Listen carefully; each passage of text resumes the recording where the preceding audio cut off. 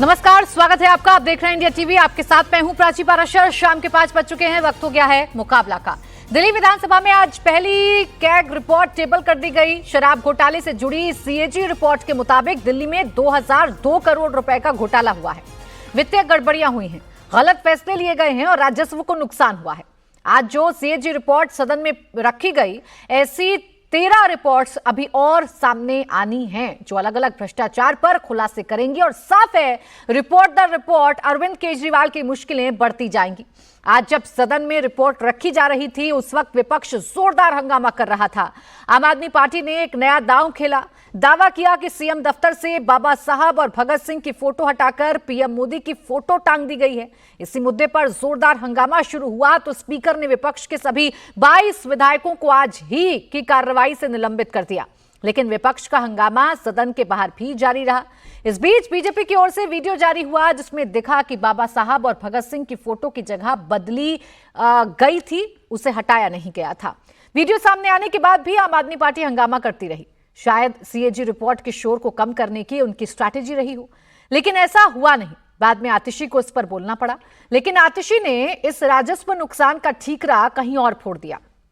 कहा कि किसकी वजह से राजस्व नुकसान हुआ, इसकी जांच होनी चाहिए। खैर, जो भी हो, लेकिन इतना साफ है कि दिल्ली के दंगल में केजरीवाल एंड कंपनी की मुश्किलें आने वाले समय में और बढ़ सकती हैं।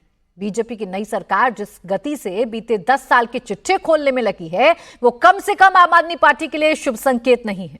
ऐसे में सवाल है कि क्या अरविंद केजरीवाल एक बार फिर तिहाड़ जा सकते हैं? क्या शीश महल और मोहल्ला की फाइल खुलना बाकी है, इसलिए अंबेडकर पर हल्ला मचाया जा रहा है? और सबसे बड़ा सवाल ये कि क्या पहले एलजी और अब सीएजी केजरीवाल के लिए मुश्किल का सबब बन गए हैं? इन्हीं सवालों पर करेंगे मुकाबला, लेकिन पहले आपको सुनवाते हैं आज के बड़े बयान। आम आदमी पार्टी की सरकार ने ओल्ड एक्साइज पॉलिसी को हटाकर सही फैसला लिया, एक ट्रांसपेरेंट पॉलिसी लाई गई, लेकिन उस पॉलिसी का ठीक से इंप्लीमेंटेशन नहीं हुआ तो वो 8,900 करोड़ तक सरकार का खजाना नहीं पहुंच पाया, 2,000 करोड़ कम रह गया। किसने ये 2,000 करोड़ का सरकारी खजाना बढ़ने से रोका? इस सीएजी रिपोर्ट के आधार पर उस पर इन्वेस्टिगेशन होना जरूरी है। मैं इस बात से बहुत पीड़ित हूं कि सीएजी रिपोर्ट को दबा दिया गया और पिछली सरकार ने इस रिपोर्ट को सदन में प्रस्तुत न करके संवैधानिक प्रावधानों का जानबूझकर उल्लंघन किया। सरकार को यह रिपोर्ट एलजी के पास समय रहते भेजनी थी, लेकिन जानबूझकर सरकार ने रिपोर्ट को अपने पास दबाए रखा। इसके बाद भी दिल्ली सरकार ने मामले में तत्परता से काम नहीं लिया। कोर्ट में आने के बाद भी सरकार अड़ी रही रिपोर्ट को अपने पास दबा के रखने में। भारतीय जनता पार्टी की मानसिकता जो हमेशा से राष्ट्र विरोधी रही है, उन्होंने बाबा साहब डॉक्टर भीमराव अंबेडकर जी की फोटो हटा दी, उन्होंने शहीद आजम भगत सिंह जी की फोटो हटा दी। आप हमारे महापुरुषों का अपमान करेंगे तो हमारे पार्टी के विधायक क्या ये मुद्दा नहीं उठाएंगे सदन में? और सदन में अगर उठाएंगे तो आप उनको मार्शल से घसीट के बाहर करवाएंगे। भारतीय जनता पार्टी दरअसल बाबा साहब डॉक्टर भीमराव अंबेडकर जी से नफरत करती है। सारे विपक्ष को पता था कि सीएजी की रिपोर्ट आ रही है, इसलिए उन्होंने कल से ही माहौल बनाना शुरू किया और वो बाबा साहब अंबेडकर जी की फोटो, शहीद आजम की फोटो, इन सब का मुद्दा बिल्कुल गलत बना रहे थे। ये बात उनको अच्छे से पता थी कि सीएजी की रिपोर्ट आ रही है और उसमें बहुत बड़ा भ्रष्टाचार हुआ है। और ये सीएजी की रिपोर्ट में आया है कि 2002 करोड़ रुपए का भ्रष्टाचार, उसमें जितना मैंने पढ़ा है। हमेशा प्रधानमंत्री मोदी जी ने कहा है कि ना किसी को बख्शा जाएगा, ना किसी को छोड़ा जाएगा। अब देखिए, चुनावों के पहले से चुनावों के बाद नई सरकार के गठन के साथ ही एक बार फिर अपने संकल्पों को भारतीय जनता पार्टी दोहरा रही है कि भ्रष्टाचारियों को बख्शा नहीं जाएगा। और अभी एक सीएजी की रिपोर्ट विधानसभा के पटल पर रखी गई है, जिसको लेकर इतना हंगामा बरपा हुआ है। इसी पर आइए करते चर्चा की शुरुआत। खास मेहमान हमारे साथ हैं शाज़िया इल्मी, प्रवक्ता भारतीय जनता पार्टी, राजीव तुली, राजनीतिक विश्लेषक के तौर पर हमारे साथ हैं, कुलदीप कुमार, प्रवक्ता और विधायक है आम आदमी पार्टी के, अजय वर्मा, नेता कांग्रेस हमारे साथ हैं। आप सभी का बहुत बहुत स्वागत है। मैं कुलदीप कुमार जी आप ही से शुरुआत कर रही हूं। पूरे टाइम आप लोग कहते रहे कि कोई घोटाला नहीं हुआ, कोई घोटाला नहीं हुआ। सीएजी की रिपोर्ट आने के बाद तो कम से कम ये मानिएगा ना कि घोटाला तो हुआ था।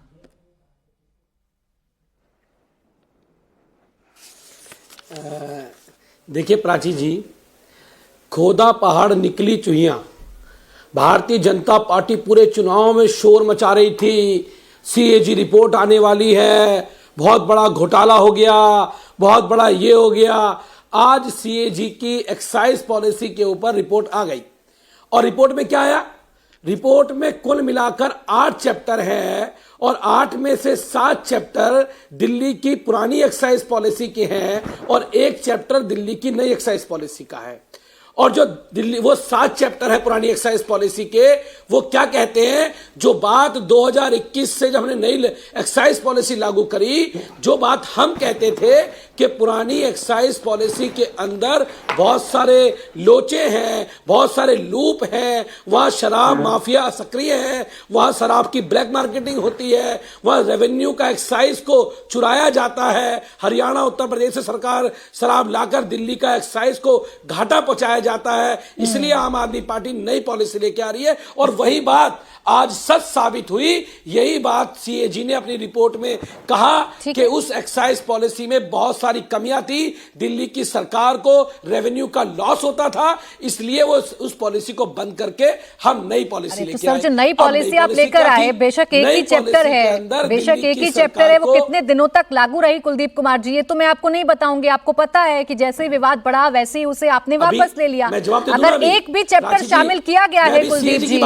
तो यानी मैं यही कह रही हूँ ना सर, सीएजी की बात कर रही हूँ। अगर एक भी चैप्टर है नई पॉलिसी पर तो इतना तो कम से कम मानिएगा ना। मैं तो बेसिक सवाल पूछ रही हूँ, घोटाला हुआ कि नहीं? देखिए, हाँ मैं जवाब दूंगा आपको। हाँ बोलें। मैं जवाब दूंगा आपकी बात का। देखिए, अब आते हैं एक चैप्टर के ऊपर। उस एक चैप्टर में क्या कहती है सीएजी रिपोर्ट?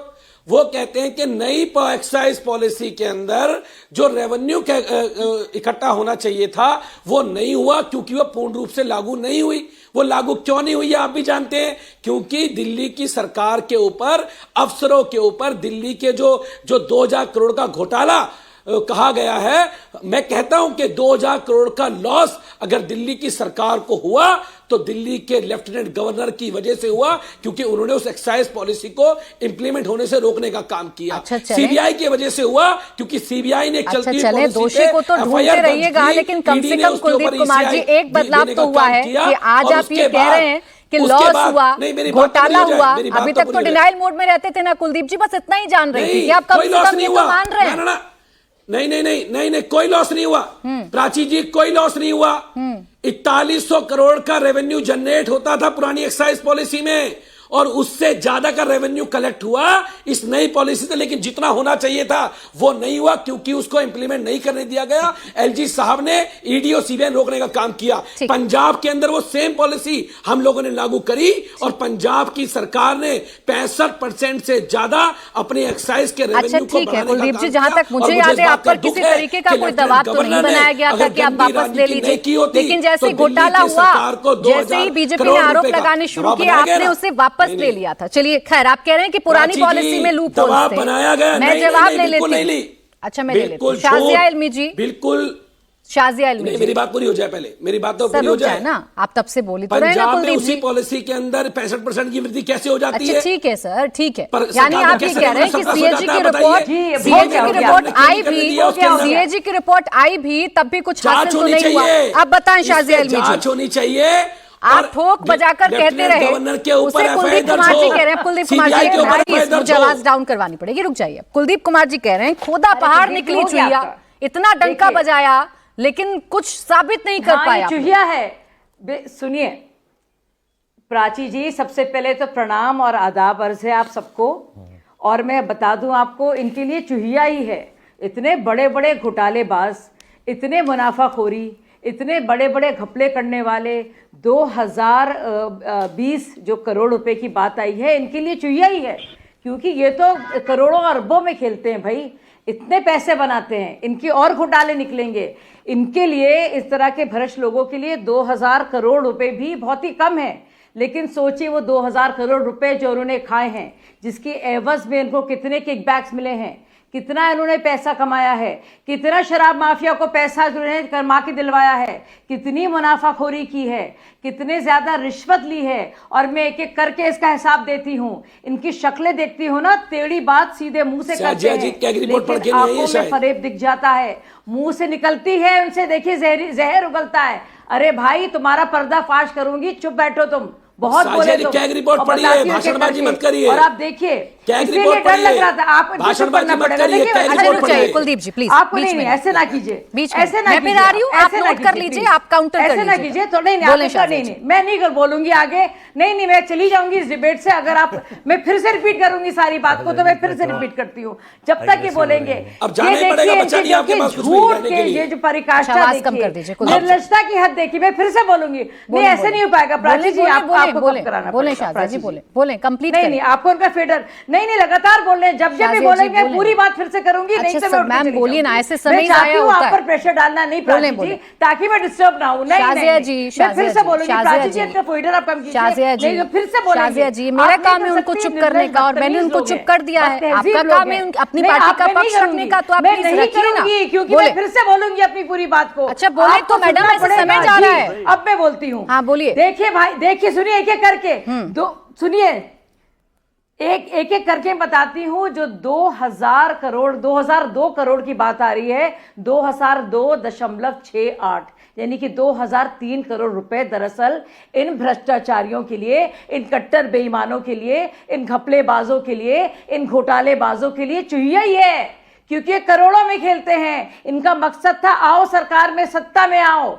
और शराब माफिया का फायदा कराओ। और किस किस तरह से उन्होंने किए हैं काले कारनामे, देखिए तो मुंह से जहर उगल रहा है, झूठ, आंखों में सिर्फ फरेब नजर आ रहा है जब ये बोलता है शख्स। और कैसी टेढ़ी टेढ़ी बातें घुमा फिरा के बेवकूफ बनाते हैं। मैं आपको बताऊं क्या क्या अरविंद केजरीवाल जो सरगना है इस गिरोह के, कट्टर बेईमान गिरोह के, मैं बताती हूं। सबसे पहले उन्होंने नीति बनाई, फिर एक एक करके 941 करोड़ का नुकसान उन्होंने कैसे किया है कि जो खुदरा शराब की दुकानें थी वो खोली नहीं, यानी कि जो दुकानें इनको खोलनी थी जिससे राजस्व मिलता, वो राजस्व जो जाता सरकारी खजाने में, और सरकारी खजाने से विकास का काम होता, क्योंकि पब्लिक एक्सचेकर का मतलब क्या है, आपका मेरा पैसा हमारे ही विकास के काम में आए। इसके एवज में इन्होंने क्या किया, शराब माफिया को, शराब विक्रेताओं को उन्होंने बाकायदा उनके साथ मुनाफाखोरी की और उनसे रिश्वत ली। 890 करोड़ों का घाटा क्यों किया, क्योंकि जो लाइसेंस सरेंडर किए गए थे उसको दोबारा नीलाम करने में ये नाकाम रही, यानी कि वो पैसा भी ये लोग खा गए मिलकर, शराब माफिया और ये खा गए। अब आप देखिए, इसके अलावा 144 करोड़ रुपए कोविड के दौरान उन्होंने क्या किया कि जो जितने भी शराब के कारोबारी थे, जो उनका बहाना बनता था वो लिया नहीं। और इसके अलावा आप देखिए 27 करोड़ का नुकसान शराब कारोबारियों को। जी, ये तो सीएजी रिपोर्ट के पॉइंटर्स हम पढ़ भी रहे हैं और लगातार अपने दर्शकों को बता भी रहे हैं, लेकिन कुलदीप कुमार जी और इनकी पार्टी ये कह रही है कि सिर्फ एक चैप्टर है आपको। सर मैम एक मिनट, वो कह रहे हैं कि सिर्फ एक चैप्टर है नई पॉलिसी का, बाकी जितने चैप्टर हैं सीएजी में वो पुरानी पॉलिसी को लेकर है, जिसके बारे में हम कहते थे कि इसमें घोटाले हो रहे हैं। सुनिए, CWG कॉमनवेल्थ गेम्स में उसकी भी तो एक ही रिपोर्ट थी जो केजरीवाल ले लेके घूम रहे थे हर जगह, जिसके बिना पर बन गए चीफ मिनिस्टर। एक ही रिपोर्ट थी भाई, कितना इस्तेमाल किया, क्या झूठ बोलोगे। नारे लगाते थे, निकलो बाहर मकानों से, जंग लड़ो बेईमानों से। एक छोटा सा जवाब कुलदीप जी इस पर, बाकी अगले मेहमान। और यही सीजे रिपोर्ट की एक चैप्टर जो है पर्दाफाश करती है, चाहे चैप्टर 1 हो, चाहे आधा हो, चाहे 10 लाइन हो, बात घोटाले की है कुलदीप जी। अभी चाहे 1000 हो। हाँ देखिए, पहली बात इन्होंने बोला कि दुकानें नहीं खोली। अभी तक तो चैनल पे आके बोलते थे इतनी शराब की दुकानें खोल दी, आज कह रहे दुकानें नहीं खोली। अगर दुकानें नहीं खुली तो वो लेफ्टिनेंट गवर्नर ने उन दुकानों को नहीं खुलने दिया, अधिकारियों पर दबाव बनाया गया, अधिकारियों की जांच कराई गई। पहली बात ये। दूसरी बात ये, मैं तो आपको चैलेंज करता हूँ साजिया जी, 2000 करोड़ रुपए का जो लॉस हुआ है दिल्ली सरकार को, जो 2000 करोड़ एक्स्ट्रा आ सकते थे वो नहीं आए, क्योंकि दिल्ली की सरकार ने ट्रांसपेरेंट पॉलिसी एक्साइज की देने का काम किया। अब देखिए, अच्छा रुक जाइए, अब शाजिया जी देखिए आप भी सेम वही चीज कर रही है जो कुलदीप जी कर रहे थे, फिर बीच में बार बार आना पड़ता है, समय खत्म हो जाता है। नहीं मैम, मैंने चुप कर दिया था शाजिया जी, मैंने चुप कर दिया था और उसके बाद कुलदीप जी एक शब्द नहीं बोले थे, आप पूरा बोली हैं, तो प्लीज आप भी थोड़ा सा धैर्य रखें। बोले कुलदीप जी। प्राची जी, जो सरकार का रेवेन्यू 2000 ज्यादा कलेक्ट हो सकता था, इन्होंने जो एक्साइज पॉलिसी को बंद कराया, उन पे वेंडरों पे दबाव बनाया, उसकी ईडी और सीबीआई जांच कराने का एफआईआर दर्ज करी, जो एलजी साहब ने रोकने का काम किया, उसकी वजह से 2000 करोड़ का रेवेन्यू कम हुआ। उसकी जांच हो और दिल्ली के उपराज्यपाल पे ईडी और सीबीआई पे एफआईआर दर्ज हो, और उसके साथ साथ अडानी के ऊपर जांच कब होगी? अडानी जी के 20,000 करोड़ रुपए की जांच कब होगी? कुलदीप जी, जहां तक मैं जानती हूं, जहां तक आप खुद क्लेम करते हैं, आप भाई दबाव में आने वाली पार्टी तो नहीं है ना। जब सब कुछ ठीक था, नियमों के मुताबिक था, कोई घोटाला नहीं था, तो आपने वापस तो ली ना। प्राची जी, हाँ बोले सर जल्दी, फिर तो और बंदे मेहमान है। हाँ, दबाव में आने वाले हम लोग नहीं हैं, दबाव में आने वाले वो अफसर हैं जिन पे राज, जिन पे डंडा लेफ्टिनेंट गवर्नर का चलता है, जो बीजेपी के ऊपर से कहती है वो नीचे करते हैं, वो दबाव में आए, वो लोग डरे एफआईआर दर्ज होने के बाद, उन लोग चले कम से कम एक बदलाव तो हुआ है कि अब चाहे लॉस हो चाहे घोटाला, वो कम से कम मान तो रही है दोनों पार्टियां। अब अजय वर्मा जी रुक जाइए, कुलदीप कुमार जी, गवर्नर पे एफआईआर दर्ज हो, कुलदीप कुमार जी सीबीआई की जांच हो, और एक सेकेंड कुलदीप जी मेरे साथ हो, अभी मेहमान है जो शांति से सुन रहे हैं, अब मैं उनसे बात कर लेती हूँ। अजय वर्मा जी, घोटाला उजागर हो गया, लेकिन अभी भी डिनाइल मोड में हैं आपके पुरानी साथी या आपके जो एक्स हैं, वो अभी भी डिनाइल मोड में कह रहे नहीं हमने कुछ नहीं किया, सब कुछ हुआ है एलजी साहब ने किया। देखिए साई मैडम, पॉलिटिक्स में ना कोई परमानेंट दोस्त होता है ना दुश्मन होता है। 2011 में ये भाजपा के इशारे पर कांग्रेस के खिलाफ करके उसको ख़त्म करने के हिसाब से सारे लोग आए थे और इन्होंने अपना कार्यक्रम शुरू किया। जब 14 का 24 का चुनाव आया, इस सब के बाद जो होता रहा तो होता रहा, 24 के चुनाव में मोदी जी और इनकी बात हुई तो इन्होंने कहा आप कांग्रेस के साथ मिलकर मत लड़िए, मतलब इंडिया गठबंधन के साथ मत जाइए। ये माने नहीं कि अब मैं राष्ट्रीय नेता हो गया हूँ मोदी जी, अब आपकी ज़रूरत नहीं है, मैं आपकी बी टीम नहीं हूँ। तो ये लड़े, चूँकि पंजाब जीत गए थे, गुजरात में अपनी उपस्थिति दिखा रहे थे, हरियाणा में, अच्छी बात है, हर पॉलिटिशियन को दिखाना चाहिए। तो मोदी जी को जब ये लगा कि अब तो हमारी बिल्ली हम परी में हो रही है, आँख दिखा रही है, उन्होंने कहा ठीक है आप लड़िए। तो मोदी जी की 240 रह गई और दो तरफ, एक तरफ नायडू साहब आ गए और एक तरफ नीतीश जी आ गए, तो सरकार लंगड़ी क्या बिल्कुल दोनों पैर कट गए हो गई। तो उसका गुस्सा ये है कि अब इनको इलाज अब मैं कर दूंगा आपका, और आप जहाँ से आए थे वहीं पहुँचा दूंगा। जब तो सीएजी सब सो रहे थे, अब सब जाग जाएंगे, इन्हें कर देंगे, चलो ये तो जो जैसा करेगा उसको मिलेगा। लेकिन अगर कोई घोटाला हुआ है किसी भी चीज़ में, सीएजी की जिम्मेदारी ये थी कि वो घोटाले देश में कहीं भी हो, किसी भी सरकार में हो, वो चाहे कांग्रेस पार्टी की हो या आप पार्टी की या बीजेपी की हो, उन सबको ईमानदारी से क्या सीएजी जांच करके रिपोर्ट दे रही है या केवल अपोजिशन की पार्टियों की जांच करके रिपोर्टिंग दे रही है? अडानी वाले मामले में जांच हो चुकी थी, नहीं वो पटल पर रखी नहीं गई रिपोर्ट, अब सुन लीजिए, नई सरकार उसको रख रही है। रही बात बी टीम की, मेरा तो ये सबसे पहले आप ही लोगों ने गठबंधन कर लिया था और सत्ता में आ गए थे आप, तो किसकी बी टीम थी या किसकी ए टीम थी वो तो बात बहुत पुरानी हो गई।